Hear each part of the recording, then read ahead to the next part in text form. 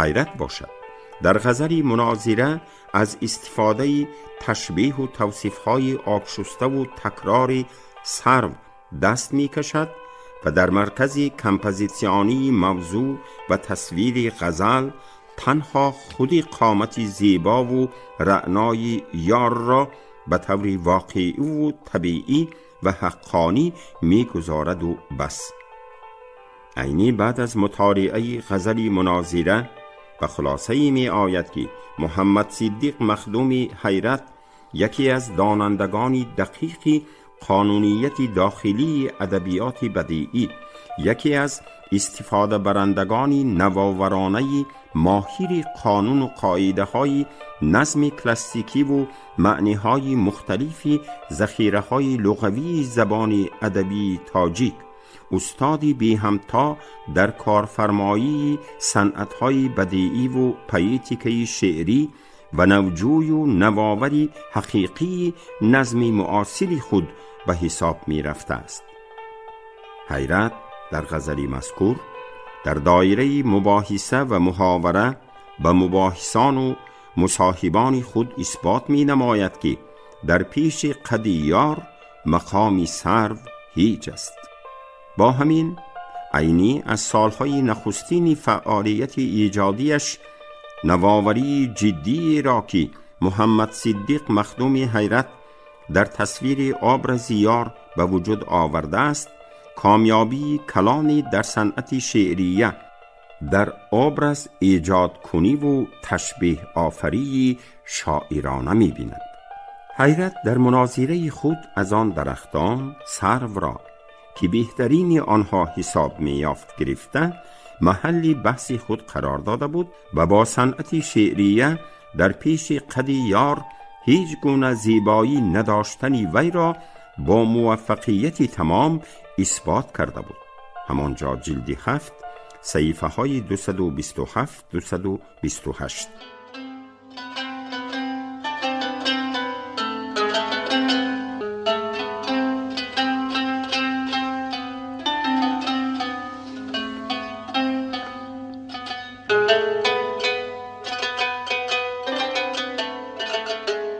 باید تأکید کرد که به چنین شعری استاکارانه‌ای با سبک و اسلوبی نو و تر و تازه ایجاد شده نه تنها شاعران و شعرشناسان آن زمان بلکه حتی قاضی شریف جان مخدوم صدری ضیا بر این فاضلان و شعرشناسان مشهور دوران حیرت تا اندازه به نظری ناباوری و شبهه می نگریستند.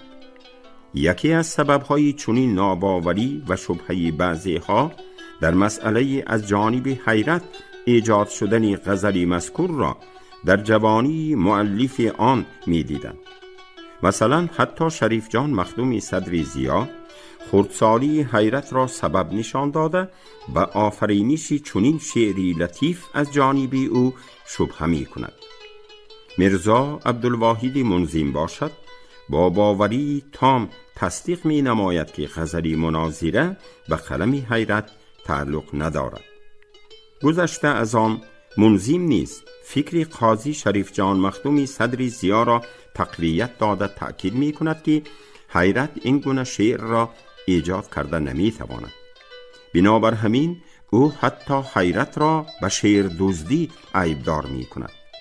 خود حیرت هم شبهه شاعران و شعرشناسان زمان خود و حتی قاضی شریف جان مخدوم صدری ضیا را در آفرینش چنین شعرهای بلند صنعت و نوآورانه به عقل رسا و ذکیش روشن و واضح احساس و تصور می نمود. بنابر همین هم او از عینی خواهش می کند و بعد او را مجبور و وادار می سازد که به کسی از جمله به یگان شاعری از شاعری و شعر آفریش دهن نکشاید و حرفی نگوید. از همین سبب او محصول ایجادی و شعرهای خود را از آدمان دوره‌اش خصوصاً از شاعران شعرباف و شاعرچه‌های هوسگار پنهان می نمود.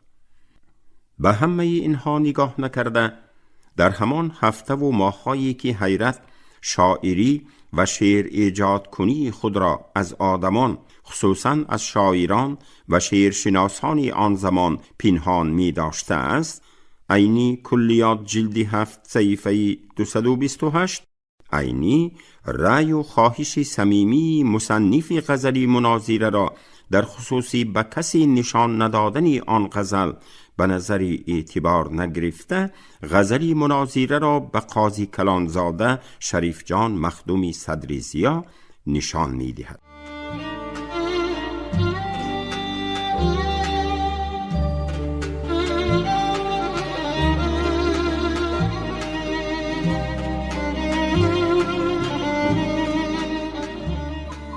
شریف جان مخدومی صدری ضیا پس از شناسایی با غزل مناظره در آفرینش چنین غزلی کامل تا اندازه در حیرت میماند و به از آن حیرت بودن آن شبهه هم می کند و از عینی خواهش می کند که مؤلف آن غزل را به خانه‌اش آورد تا که با او بی واسطه شناس شود. پس از این در یکی از روزهای تعطیل همان هفته صدرالدین عینی محمد صدیق حیرت را به خانه شریف جان مخدومی صدری ضیا می آورد و با همین او به دایره ادبی آن حولی داخل می گردد.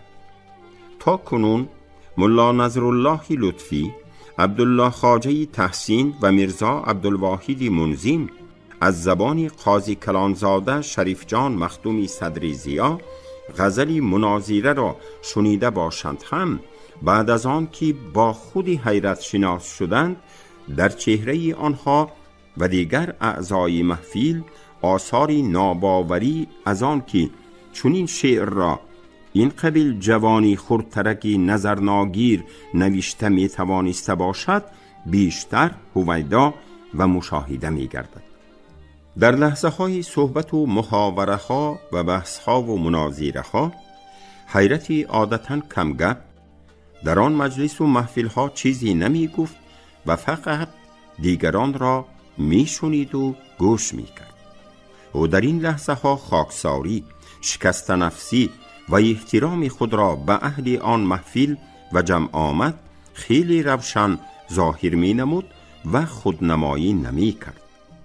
او در همین اولین شناساییش با اهل محفل و مجلس سپارشی مخمس کردن غزل پدر قاضی کلانزاده شریف جان مخدومی صدری ضیا آیت را می گیرد و آن را قبول می کند.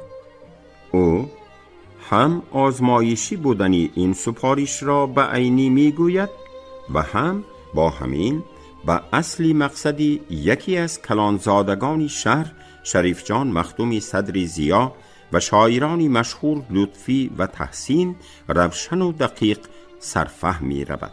عینی کلیات جلد 7 صفحه 229.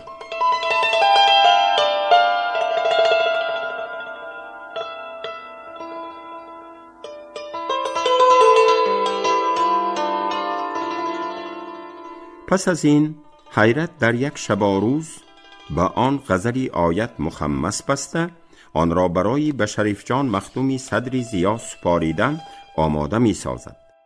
عینی بعدها روش اجرای آن سپارش و یا فرمایش صدری ضیا را این طور جمع بست کرده است.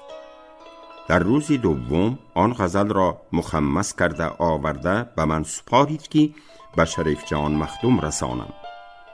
شریف جان مخدوم بعد از دیدن آن مخمس به قوه شعری حیرت قائل شد و او را یکی از نادرانی دوران شمرد.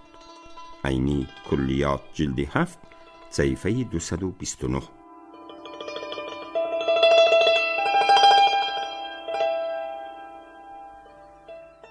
عینی در یادداشت‌هایش از 9 بند مخمس حیرت 3 بندش را به غزل قاضی کلان عبدالشکور آیت برای نمونه آورده با همین تأکید کردنی می شود که حیرت چی در ایجاد مخمس خود و چی در بستن مخمس به غزلهای دیگر شاعران استاد بی همتا و ماهر و صنعتکاری نادری زمان خود بوده است. از بند نخستین از بندی مطلعی مخمس در یادداشت‌ها برای نمونه آورده شده معلوم می گردد که حیرت از یک جانب 3 مصرعی مخمس شونده خود را با بیت غزل قاضی کلان عبدالشکور آیت معناً و مضموناً تماماً موافق و مطابق و واصل همدیگر ساخته است و از جانب دیگر با همان سبک بیدلی و پایتیک و صنعت‌های به آن خاص غزل آیت و حسب حال خود بلکه 7-8 وزن و حالت باطنی و روحی و معنوی خیش را نیز شرح و توضیح داده است و آنها را به سامعان و خوانندگان حتی حیرت آهنگ معرفی کرده است و عینی با آوردن تنها همین 3 مصرعی حیرت تأکید کرده است که هیچ یگان مصرعی مخمسی او از یگان بیت غزل قاضی کلان عبدالشکور آیت کمی ندارد بلکه برتری دارد و خلاص. رفیق وحشتم از دانش و الفت به فرسنگم، خرد دست و گریبانم بنام و ننگ در جنگم. مپرسی دوست از تحقیق حالی حیرت آهنگم، به تقلید جنون زان دشمنی ناموس و فرهنگم. که شاید آن پریرو از سری شوخی زند سنگم. عینی کلیات جلد 7 صفحه 229.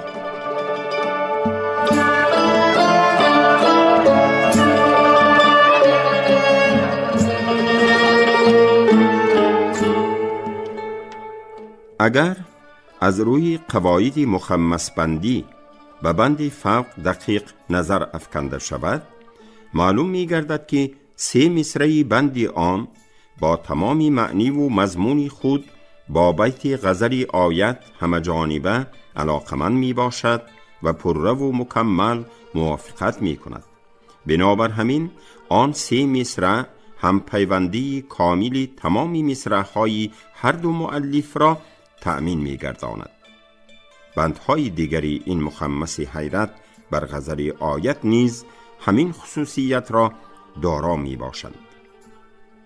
بیا ای جان که جان بر لب رسید از بحر تشریفت، سراپا گشتم شوق و امید از بحر تشریفت. به چشمی خونفشان بردم نوید از بحر تشریفت، مصفا منظری کردم سفید از بحر تشریفت. بیا بینشین به چشمم گر ملولی از دلی تنگم. عینی کلیات جلد 7 صفحه های 229 230.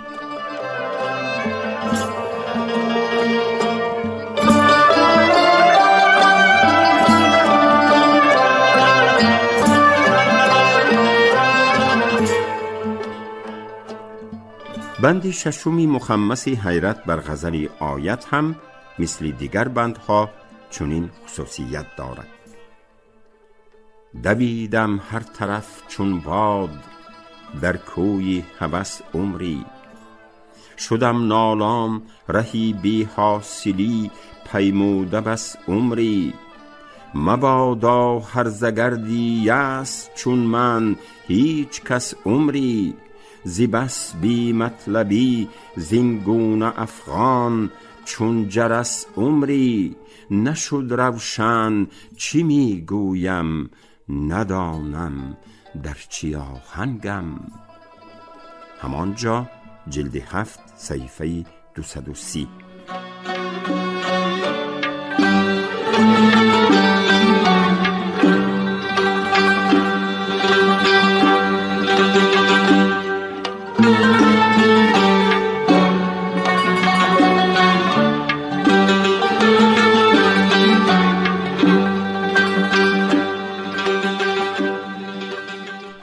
عینی پس از آوردن بندهای بالا در یادداشت‌ها، همچون شعرشناس و ادبیات شناس و منقد با دلیل و برهان دقیق و روشن اثبات می نماید که همه مصرع‌های مخمس محمد صدیق مخدومی حیرت با سبک و اسلوب ساده و روشن و عام فهمی زبان تاجیکی موافق طلبات، قانون و قاعده و سبک و اسلوب مصنف غزل مخمس شونده، یعنی موافق طلبات سبک و اسلوب آیت که مقلدی بیدل بود ایجاد گردیدند.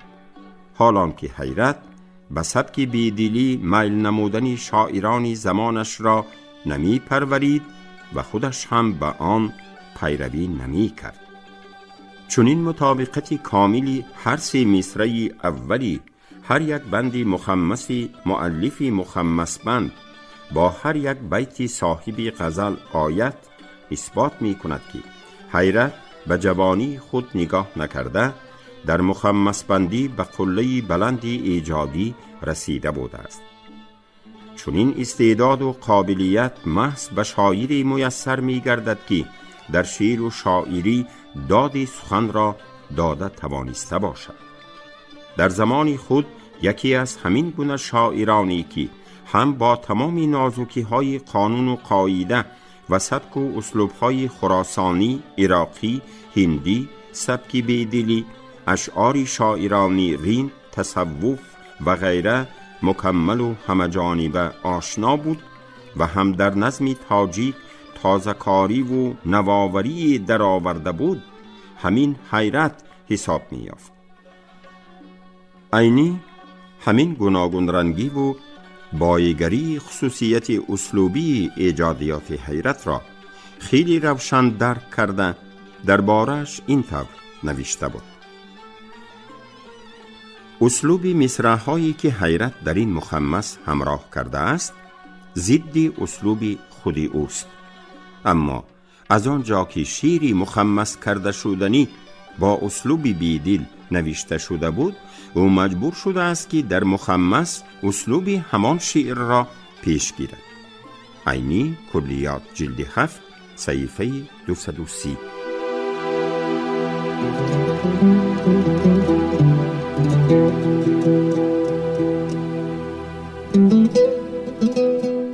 عینی در مخمس بندی مهارت بی همتا و زیاد داشتنی حیرت را نه از نقطه نظری سوبیکتیوی خود، نه از روی حسن توجه یا نفرت، حتی نه از روی مناسبت نیک شخصیش نسبت به استاد، معلم و شاعری معروف و همسبق خود بیان نموده است، بلکه در مخمس بندی استاد بی همتا بودن او را در اساس مضمون و شکل، غایه و موضوع، کلامی بدیعی و تناسب سخن، پویتیکا، استخوانبندی و طرز بیان شاعر و امثال آنها درست و حقانی اثبات کرده است.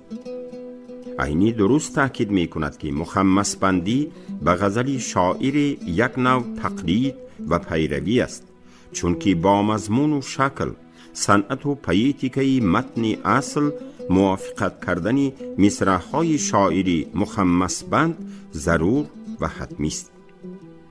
بنابراین او همچون منقد و شعرشناسی اصیل با کمال مهارت تقلید و پیروی نمودن مخمس حیرت را به غزلی در رویه بیدل ایجاد کرده قاضی کلان عبدالشکور آیت اساس کامیابی مخمس ایجاد کرده او می حسابد.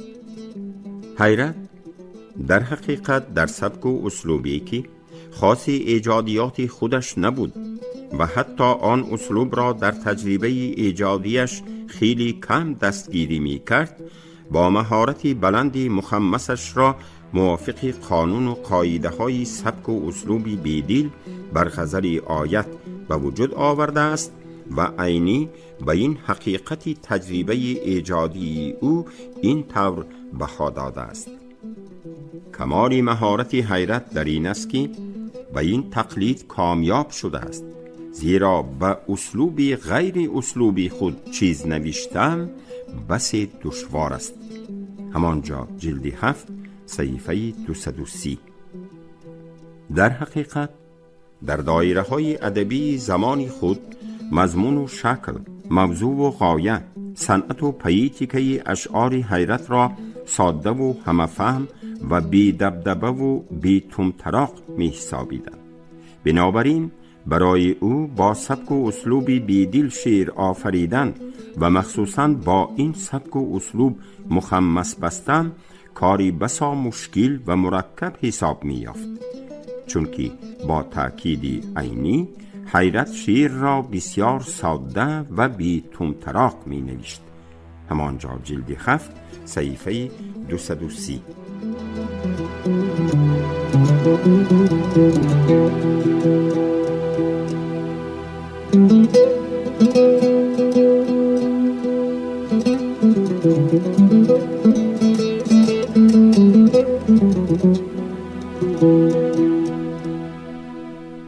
عینی که از تمام نازکی های قانونیت شعری ادبیات فارس تاجی، از جمله از قانونهای آفرینش مخمس نقص شناس بود، مهارت بلند حیرت را در مخمس بندی در مثال مقایسه بیت‌های گوناگون غزل آیت با مصرع‌های مخمس بند درست و دقیق و مشخص تأکید کرده است.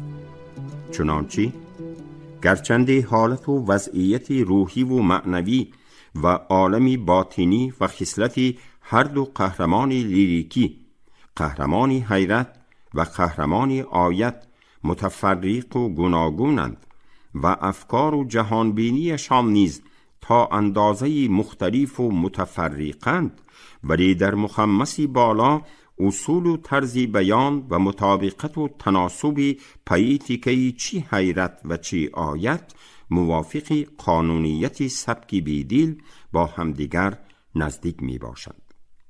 در نتیجه در بعضی حالتها و لحظه‌ها در مخمس حیرت برتری یگان مصرعی مخمسش بر بیت‌های آیت به نظر می رسد.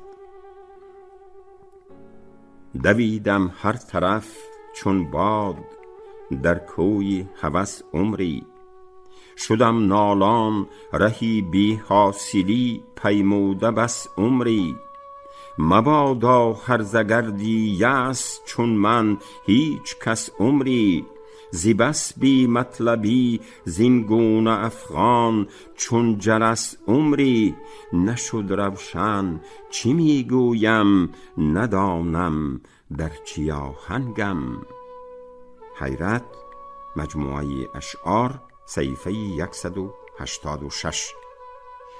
چنین کاملی و برجستگی هم پیوندی مصرع‌های حیرت را بر بیت زیرین قاضی کلان عبدالشکوری آیت در بند 7 این مخمسی او نیز دریاب کردن ممکن است.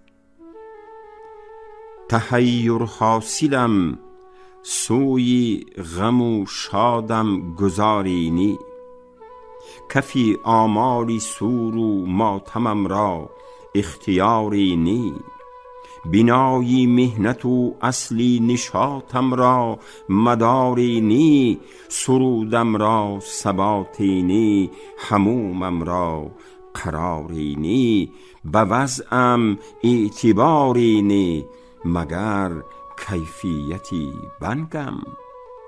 حیرت، مجموعه اشعار، صحیفه 186.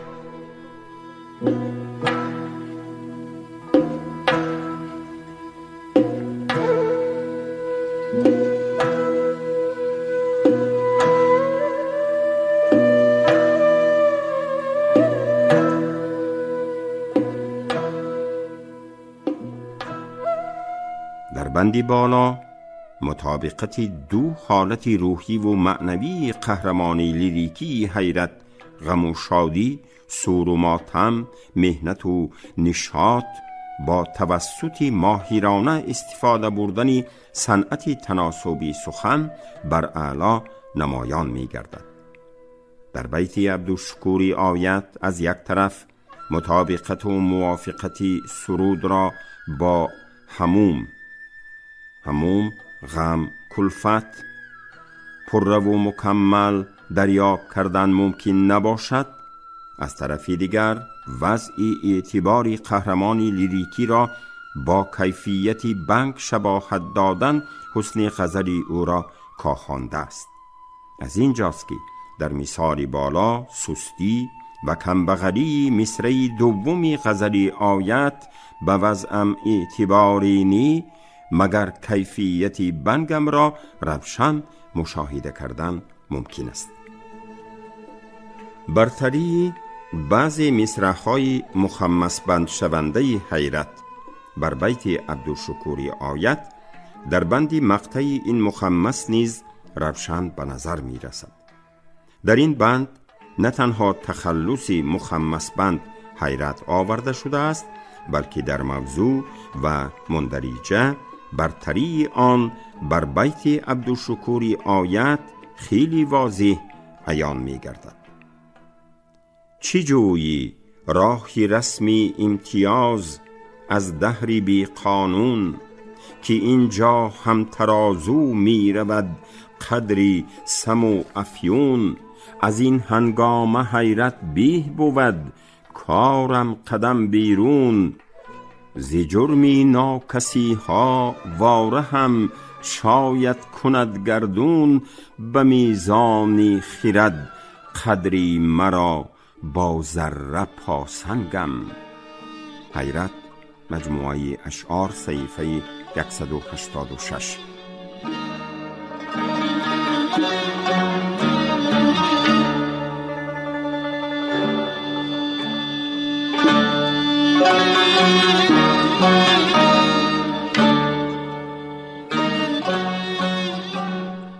عینی از عاقبت بستن این مخمس حیرت بر غزل آیت باز یک دلیل جالب دقت ادبی و تاریخی را برای محققان ادبیات تاجیک هم کشف و هم خاطر رسان کرده است.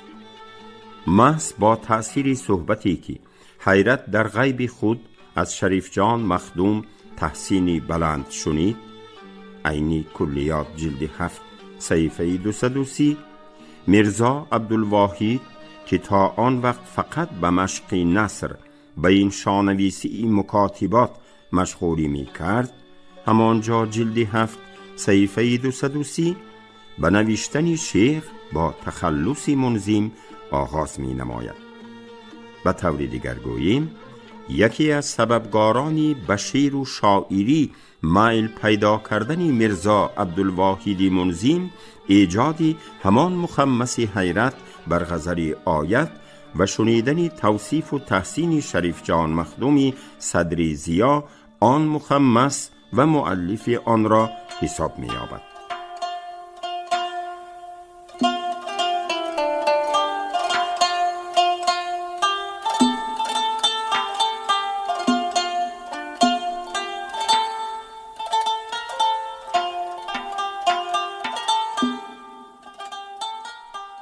شما گفتار 43 را از روی کتاب ادبیات شناسی ورزیده و منقد برجسته تاجیک صاحب تبرف زندگی نامه صدرالدین عینی سالهای 1875 1899 در قرائت عبدالرشید خوجمقولov شنیدید. کارگردان شیرعلی نغزلی.